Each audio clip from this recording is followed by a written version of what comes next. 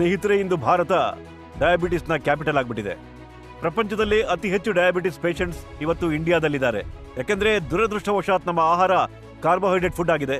Carbohydrate food ನೀವು veg ತಿನ್ನಿ ಅಥವಾ ನಾನ್ ವೆಜ್ ತಿನ್ನಿ, ಬರೋ 2-2.5 ಗಂಟೆಗಳಲ್ಲಿ ನೀವೇನೇ ತಿಂದ್ರೂ ಕೂಡ ಅದು ಫ್ಯಾಟಿ ಆಸಿಡ್ ಮತ್ತು ಗ್ಲೂಕೋಸ್ ಆಗಿ ಕನ್ವರ್ಟ್ ಆಗ್ಬಿಡುತ್ತೆ. ಅದನ್ನ ಉರ್ಸೋ ಕೆಲಸನ ಇನ್ಸುಲಿನ್ ಮಾಡುತ್ತೆ.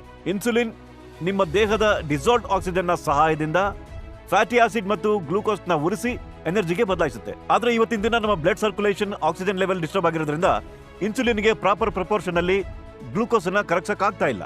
ನೀವೀಗ ಊಟ ಮಾಡಾಯ್ತು, ಒಂದ್ ಕಡೆ ಗ್ಲೂಕೋಸ್ ಜನರೇಟ್ ಆಯ್ತು, ಇನ್ನೊಂದ್ ಕಡೆ ನಿಮ್ಮ ಇನ್ಸುಲಿನ್ ಕೂಡ ಜನರೇಟ್ ಆಯ್ತು. ನಿಮ್ಮ ದೇಹದಲ್ಲಿ ಡಿಸಾಲ್ವ್ಡ್ ಆಕ್ಸಿಜನ್ ಕೊರತೆ ಇದ್ರೆ ಇನ್ಸುಲಿನ್ ಹತ್ರ ಗ್ಲೂಕೋಸ್ ಅನ್ನ ಕರಗಿಸಕ್ ಆಗೋದಿಲ್ಲ. ಅದು ಸ್ವಲ್ಪ ಮಾತ್ರ ಕರಗಿಸಿ ಉಳಿದಿದ್ದನ್ನ ಹಾಗೆ ಬಿಟ್ಬಿಡುತ್ತೆ, ಸ್ವಲ್ಪ ಮಾತ್ರ ಕರಗಿಸಿ ಸ್ವಲ್ಪ ಬಿಟ್ಬಿಡುತ್ತೆ. ಆದ್ರೆ ನಿಮ್ಮ ದೇಹದಲ್ಲಿ day by day glucose deposit ಆಗ್ತಾ ಹೋಗುತ್ತೆ. ಒಂದಿನ ಡಯಾಬಿಟಿಸ್ ಹೆಸರಿನ ಅತಿ ಭಯಾನಕ ಕಾಯಿಲೆ ನಿಮ್ಮ ದೇಹದಲ್ಲಿ ಹುಟ್ಕೊಳ್ಳುತ್ತೆ. ಈ ಡಯಾಬಿಟಿಸ್ ಆಕ್ಚುಲಿ ಕ್ಯಾನ್ಸರ್ಗಿಂತ ಹೆಚ್ಚು ಭಯಾನಕ ಕಾಯಿಲೆ. ಡಯಾಬಿಟಿಸ್ ನಿಮ್ಮನ್ನ ಒಳಗಡೆಯಿಂದ ಪೊಳ್ಳು ಮಾಡಿ ಹಾಕುತ್ತೆ, ದೇಹಕ್ಕೆ ನಿಶಕ್ತಿ ಉಂಟಾಗುತ್ತೆ. ಡಯಾಬಿಟಿಸ್ ಬಂದವರು ತೀರ್ಕೊಂಡಾಗ ಅವರು 40ರಿಂದ 45 ಆರ್ಗನ್ ಪಾರ್ಟ್ ಫೇಲ್ಯೂರ್ ನಿಂದ ಸತ್ತು ಹೋಗಿರ್ತಾರೆ. ನಾನು ನಿಮಗೆ ಪ್ರಾಕ್ಟಿಕಲ್ ಡೆಮಾನ್ಸ್ಟ್ರೇಷನ್ ಈಗ ತೋರಿಸ್ತೀನಿ. ಇನ್ಸುಲಿನ್, ಗ್ಲೂಕೋಸ್ ಮತ್ತು ಆಕ್ಸಿಜನ್ ನ ಮಹತ್ವ ಏನು ಅನ್ನೋದ್ರ ಬಗ್ಗೆ. ಇಲ್ಲೊಂದು ಮೇಣದ ಬತ್ತಿ ಇದೆ ನನ್ನ ಹತ್ರ. ಮೇಣದ ಬತ್ತಿಯ ಮೇಲೆ ಒಂದು ಪ್ರಾಕ್ಟಿಕಲ್ ಡೆಮಾನ್ಸ್ಟ್ರೇಷನ್ ಈಗ ಮಾಡಿ ತೋರಿಸ್ತೀನಿ ನಾನು. ನೀವಿಲ್ಲಿ ನೋಡಿ, ನಾನು ನಿಮಗೆ ತೋರಿಸ್ಕೊಡ್ತಾ ಇರೋದನ್ನ ಇಂಥ ಎಕ್ಸ್ಪೆರಿಮೆಂಟ್ ನಾವು ಸ್ಕೂಲಲ್ಲೂ ಮಾಡಿದ್ದೀವಿ. ನಾನು ಮೇಣದ ಬತ್ತಿನ ಉರಿಸ್ತೀನಿ ನೋಡಿ. ಇವಾಗ ಅದು ಉರಿತಾ ಇದೆ, ಅದು ಚೆನ್ನಾಗಿ ಉರಿತಾ ಇದೆ. ನಾನು ಇವಾಗ ಇದ್ರ ಮೇಲೆ ಗಾಜಿನ ಲೋಟ ಇಡ್ತಾ ಇದ್ದೀನಿ. ಇದರಿಂದ ನಿಮಗೆ ಕ್ಲಿಯರ್ ಕಟ್ ಅರ್ಥ ಆಗುತ್ತೆ ದೇಹದಲ್ಲಿ ಆಕ್ಸಿಜನ್ ನ ಮಹತ್ವ ಏನು ಅನ್ನೋದು. ನಾನೇನ್ ಮಾಡಿದೆ ಅಂದ್ರೆ ಈ ಮೇಣದ ಬತ್ತಿಯ ಮೇಲೆ ಒಂದು ಗಾಜಿನ ಲೋಟವನ್ನ ಬೋರ್ಲ್ ಹಾಕಿದ್ದೀನಿ ನೋಡಿ. ಈಗ ಮುಂದೆ ಏನಾಗುತ್ತೆ ಅಂತ ನೀವೇ ನೋಡಿ. ಇದರಿಂದ ನಾನು ನಿಮಗೆ ಆಕ್ಸಿಜನ್ ಮಹತ್ವ ಏನು ಅಂತ ತಿಳಿಸ್ಕೊಡ್ತೀನಿ. ನಮ್ಮ ದೇಹದಲ್ಲಿ ಆಕ್ಸಿಜನ್ ಮಹತ್ವ ಏನು ಅಂತ ತಿಳಿಸ್ತೀನಿ. ಬಯೋಮ್ಯಾಗ್ನೆಟಿಸಮ್ ನಮ್ಮ ದೇಹದಲ್ಲಿ ಆಕ್ಸಿಜನ್ ಹೆಚ್ಚಿಸೋಕೆ ಸಹಾಯವನ್ನು ಮಾಡುತ್ತೆ. ಮೇಣದ ಬತ್ತಿ ಸಂಪೂರ್ಣವಾಗಿ ಆರು ಹೋಗಿದೆ. ನಾನು ಹೇಳಕ್ ಇಷ್ಟಪಡ್ತಿರೋದು ಏನು ಅಂದ್ರೆ, ನೀವೀಗ ತಿಂದ್ರಿ, ಅದೀಗ ಗ್ಲೂಕೋಸ್ ಆಗಿದೆ. ಇನ್ಸುಲಿನ್ ಕೂಡ ಉತ್ಪತ್ತಿಯಾಗಿದೆ.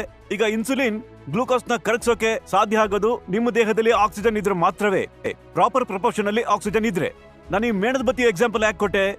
ಮೇಣದ ಬತ್ತಿ ಉರಿತು 15 ಸೆಕೆಂಡ್ ಆದ್ಮೇಲೆ ಆರು ಹೋಯ್ತು. ಮೇಣದ ಬತ್ತಿ 15 ಸೆಕೆಂಡ್ ವರೆಗೂ ಉರಿತಲ್ಲ, ಅದು ಯಾಕೆ?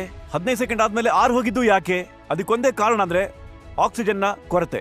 ಆಕ್ಸಿಜನ್ ಸಿಕ್ಕಿಲ್ಲ, ಅದು ಉರಿಯೋದು ನಿಂತು ಹೋಗ್ಬಿಡ್ತು. ಹಾಗಿದ್ದಾಗ ಇನ್ಸುಲಿನ್ ಕೂಡ ಅದೇ ಕೆಲಸ. ಇನ್ಸುಲಿನ್ ಕೆಲಸ ಗ್ಲೂಕೋಸ್ ನ ಉರಿಸೋದು. ಆದ್ರೆ ಗ್ಲೂಕೋಸ್ ಅನ್ನ ಕರಗಿಸೋದು ಯಾವಾಗ? ನಿಮ್ಮ ದೇಹದಲ್ಲಿ ಪ್ರಾಪರ್ ಪ್ರಪೋರ್ಷನ್ ಅಲ್ಲಿ ಆಕ್ಸಿಜನ್ ಇದ್ದಾಗ ಮಾತ್ರ. ಈಗ ಮ್ಯಾಗ್ನೆಟ್ ಏನ್ ಮಾಡುತ್ತೆ? ಬಯೋಮ್ಯಾಗ್ನೆಟ್ ಏನ್ ಮಾಡುತ್ತೆ? ನಿಮ್ಮ ದೇಹದ ಬ್ಲಡ್ ಸರ್ಕ್ಯುಲೇಷನ್ ಅನ್ನ ಇಂಪ್ರೂವ್ ಮಾಡಿ ದೇಹದೊಳಗಿರೋ ಡಿಸಾಲ್ವ್ಡ್ ಆಕ್ಸಿಜನ್ ನ ಹೆಚ್ಚು ಮಾಡುತ್ತೆ.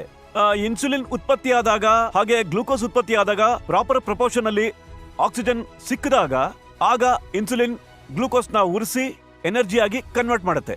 ದೇಹದಲ್ಲಿ ಡಯಾಬಿಟಿಸ್, ಶುಗರ್ ಹೆಸರಿನ ಯಾವುದೇ ಕಾಯಿಲೆ ಖಂಡಿತ ಇರೋದಿಲ್ಲ. ಯಾಕಂದ್ರೆ ಡಯಾಬಿಟಿಸ್ ತುಂಬಾನೇ ಭಯಾನಕ, ತುಂಬಾನೇ ಅಪಾಯಕಾರಿ ಕಾಯಿಲೆ. ನಾನು ನಿಮಗೆ ಎಕ್ಸಾಂಪಲ್ ಮೂಲಕ ತೋರಿಸ್ಕೊಟ್ಟಿದ್ದೀನಿ ದೇಹದಲ್ಲಿ ಆಕ್ಸಿಜನ್ ಮಹತ್ವ ಏನು ಅಂತ. ನಮ್ಮ ಬ್ಲಡ್ ಸೆಲ್ಸ್ ಕೇವಲ ಆಕ್ಸಿಜನ್ ಇದ್ರೆ ಮಾತ್ರ ಬದುಕುಳಿಯುತ್ತವೆ. ಇದು ಆಕ್ಸಿಜನ್ ನ ಮಹತ್ವ. ಮ್ಯಾಗ್ನೆಟ್ ನಮ್ಮ ದೇಹದಲ್ಲಿ ಬಯೋಮ್ಯಾಗ್ನೆಟ್ ಆಕ್ಸಿಜನ್ ಹೆಚ್ಚೋಕೆ ಸಹಾಯ ಮಾಡುತ್ತೆ. ನಾವು ಡಯಾಬಿಟಿಸ್ ಬಗ್ಗೆ ವಿಸ್ತಾರವಾಗಿ ತಿಳ್ಕೊಳ್ಳೋಣ. ಡಯಾಬಿಟಿಸ್ ನ ರೂಟ್ ಕಾಸ್ ಏನು, ಡಯಾಬಿಟಿಸ್ ಹೇಗೆ ಬರುತ್ತೆ, ಅದನ್ನ ತಡೆಗಟ್ಟೋ ಬಗ್ಗೆ ನಾವು ಹೆಚ್ಚಿನ ಮಾಹಿತಿಯನ್ನ ಡಯಾಬಿಟಿಸ್ ನ ಸೂಪರ್ ಸ್ಪೆಷಲ್ ಡಾಕ್ಟರ್ ಈಗ ನಿಮ್ಮೊಂದಿಗೆ ಮಾತಾಡ್ತಾರೆ. ಇಂಡಿಯಾ ನಮ್ಮ ಪ್ರಪಂಚದ ಡಯಾಬಿಟಿಕ್ ಕ್ಯಾಪಿಟಲ್ ಆಗ್ಬಿಟ್ಟಿದೆ. ನಾವು ನೋಡ್ತಾ ಇದೀವಿ, ಹೈಪರ್ ಟೆನ್ಷನ್ ಪೇಷಂಟ್ಸ್ ಆಗಿರ್ಲಿ, ಡಯಾಬಿಟಿಸ್ ಪೇಷಂಟ್ಸ್ ಆಗಿರ್ಲಿ, ಅವರಲ್ಲಿ ಸುಸ್ತು ಇರುತ್ತೆ. ಆ ಸುಸ್ತಾಗೋಕ್ಕೆ ಕಾರಣ ಅವರ ಕ್ಯಾಪಲರೀಸ್ ಇವೆಯಲ್ಲ, ಅವರ ವೆಸಲ್ಸ್ ಇವೆಯಲ್ಲ, ಅವರ ವೇನ್ಸು, ಅವರ ಆರ್ಟರೀಸ್ ಇವೆಯಲ್ಲ, ಅದರೊಳಗೆ ಪ್ಲಾಕ್ ಇರುತ್ತೆ. ಅಂದರೆ ಅದು ಸ್ವಲ್ಪ ನ್ಯಾರೋ ಆಗಿಬಿಡುತ್ತೆ. ನ್ಯಾರೋ ಇದ್ದ ಕಾರಣ ಅದರೊಳಗೆ ಹರಿಬೇಕಾಗಿರೋ ಬ್ಲಡ್ ಸಪ್ಲೈ ಸ್ವಲ್ಪ ಕಡಿಮೆ ಆಗಿಬಿಡುತ್ತೆ. ಆಗ ಆ ಸಪ್ಲೈ ಯಾವ ಆರ್ಗನ್ ಕಡೆಗೆ ಹೋಗ್ತಾ ಇದೆ, ಹಾರ್ಟ್ ಕಡೆಗ, ಬ್ರೈನ್ ಕಡೆಗ, ಕಿಡ್ನಿ ಕಡೆಗ ಅಥವಾ ಮಸಲ್ಸ್ ಕಡೆಗ, ಅದು ಕಡಿಮೆ ಆಗಿದ್ರಿಂದ ಆರ್ಗನ್ನ ಫಂಕ್ಷನ್ ತುಂಬ ರೀತಿಯಲ್ಲಿ ಕಡಿಮೆ ಆಗಿಬಿಡುತ್ತೆ. ಆವಾಗ ಮನುಷ್ಯನಿಗೆ ಆಯಾಸ ಆಗೋಕ್ಕೆ ಶುರು ಆಗುತ್ತೆ. ಈ ಸುಸ್ತಿನ ತಪ್ಪಿಸ್ಕೊಳ್ಬೇಕಾದ್ರೆ ನಮ್ಮ ಕ್ಯಾಪಲರಿಗಳನ್ನ ನಾವು ಕ್ಲೀನ್ ಮಾಡಬೇಕಾಗುತ್ತೆ, ವೆಸಲ್ಸ್ನ ಕ್ಲೀನ್ ಮಾಡಬೇಕಾಗುತ್ತೆ. ಮತ್ತೆ ಯಾವುದೇ ಆರ್ಗನ್ ಕೆಲಸ ಮಾಡಬೇಕು ಅಂತ ಆದರೆ ಅದಕ್ಕೆ ಆಕ್ಸಿಜನ್ನ ಅವಶ್ಯಕತೆ ಇರುತ್ತೆ, ಫ್ಯೂಲ್ನ ಅಗತ್ಯ ಇರುತ್ತೆ. Oxygen is the fuel. ಅದೇ ಸಿಕ್ಕಿಲ್ಲ ಅಂತಾದಾಗ ಆರ್ಗನ್ ಇಂದ ಕೆಲಸ ಮಾಡಕ್ ಸಾಧ್ಯ ಆಗೋದಿಲ್ಲ. ಈ ರೀತಿ ಡಯಾಬಿಟಿಸ್ ಮತ್ತು ಹೆಚ್ಚಿರೋ ಇನ್ಸುಲಿನ್ ಇಂದ ಅದು ದೇಹವನ್ನ ನಿಧಾನವಾಗಿ ಹಾಳು ಮಾಡೋದಕ್ಕೆ ಅದು ಶುರು ಮಾಡುತ್ತೆ. ಮತ್ತೆ ನಮ್ಮ ದೇಹದಲ್ಲಿ ಬ್ಲಾಕೇಜಸ್ ಕಾಣಿಸ್ಕೊಳ್ತವೆ. ಆ ಬ್ಲಾಕೇಜಸ್ ಬ್ರೈನ್ ಅಲ್ಲಿ ಆದ್ರೆ ನಾವು ಅದನ್ನ ಬ್ರೈನ್ ಸ್ಟ್ರೋಕ್ ಅಂತ ಹೇಳ್ತೀವಿ. ಹಾರ್ಟ್ ಅಲ್ಲಿ ಆದ್ರೆ ಬ್ಲಾಕೇಜಸ್ ಅದನ್ನ ಹಾರ್ಟ್ ಅಟ್ಯಾಕ್ ಅಂತ ಹೇಳ್ತೀವಿ. ಅಂದ್ರೆ ಹಾರ್ಟ್ ಅಟ್ಯಾಕ್ ಅಥವಾ ಬ್ರೈನ್ ಸ್ಟ್ರೋಕ್ ಆದ್ಮೇಲೆ ಅಲ್ಲಿರೋ ಆರ್ಗನ್ಸ್ ಮತ್ತೆ ಅಲ್ಲಿರೋ ಟಿಶ್ಯೂಸ್ಗಳಿಗೆ ಪ್ರಾಪರ್ಲಿ ಬ್ಲಡ್ ಸಿಗೋದಿಲ್ಲ. ಬ್ಲಡ್ ಯಾಕೆ ಬೇಕಾಗುತ್ತೆ ಅಂದ್ರೆ ಬ್ಲಡ್ ಜೊತೆಗೆ ಆಕ್ಸಿಜನ್ ಸಿಗತ್ತೆ. ಆಕ್ಸಿಜನ್ ಇಲ್ಲದೆ ಹೋದ್ರೆ ಯಾವ್ದು ಟಿಶ್ಯೂ ಸರ್ವೈವ್ ಮಾಡಕ್ ಸಾಧ್ಯ ಇಲ್ಲ. ಹಾಗಾಗಿ ಬ್ರೈನ್ ನ ಫಂಕ್ಷನ್ ಪ್ರಾಪರ್ ಆಗಿ ಇರಬೇಕು ಅಂತಾದ್ರೆ ಹಾರ್ಟ್ ನ ಫಂಕ್ಷನ್ ಪ್ರಾಪರ್ ಆಗಿ ಇರಬೇಕು. ಹಾಗಿರ್ಬೇಕು ಅಂತಾದ್ರೆ ಅದಕ್ಕೆ ಪ್ರಾಪರ್ ಬ್ಲಡ್ ಸಪ್ಲೈನ ಅಗತ್ಯ ಜಾಸ್ತಿ ಇರಬೇಕಾಗುತ್ತೆ. ಬ್ಲಡ್ ಸಪ್ಲೈಲಿ ಅಡಚಣೆ ಆದ್ರೆ, ಯಾವ್ದೇ ರೀತಿ ಬ್ಲಾಕೇಜ್ ಆದ್ರೆ ಆಗ ಟಿಶ್ಯೂಗೆ ಅದು ಸಿಗಲ್ಲ. So our ultimate target, ultimate aim is to proper oxygenation to the body.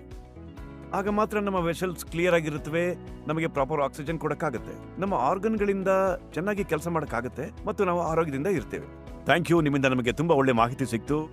ನಾನು ಆಶಿಸ್ತೀನಿ ನಮ್ಮ ಜನರು ಈ ನಿಮ್ಮ ನಾಲೆಜ್ ಅನ್ನ, ಈ ನಿಮ್ಮ ಮಾಹಿತಿಯನ್ನ ತುಂಬಾ ಒಳ್ಳೆ ರೀತಿಯಲ್ಲಿ ಯುಟಿಲೈಸ್ ಮಾಡ್ಕೊಳ್ಳಿ ಅಂತ.